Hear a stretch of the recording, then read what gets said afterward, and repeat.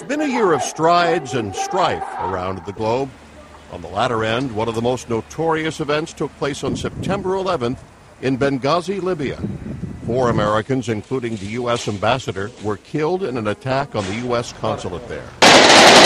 Syria's civil war intensified and spilled over its borders, triggering military responses from Turkey and Israel. Next door, Israel and Hamas waged an 8-day battle in November.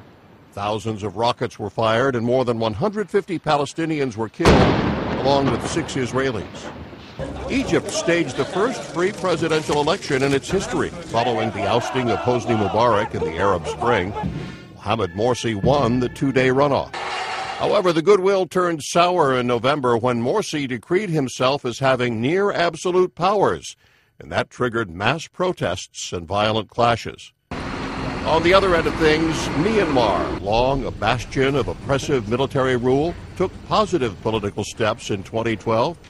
The country's National League for Democracy won 43 of the 46 seats that were up for grabs, including one by Aung San Suu Kyi.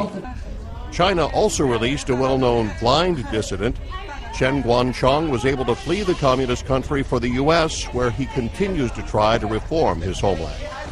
However, in Russia, 2 women in the punk band called Pussy Riot remain jailed for this impromptu protest concert staged in a Moscow church.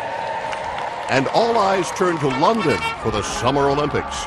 More than 200 countries participated, but it was this man, Michael Phelps, who stole the spotlight by becoming the most decorated Olympian of all time. The City of London and all the UK had even more to celebrate with the announcement that the Duchess of Cambridge, the former Kate Middleton, wife of Prince William, is pregnant with the future King or Queen of England. John Belmont, Associated Press.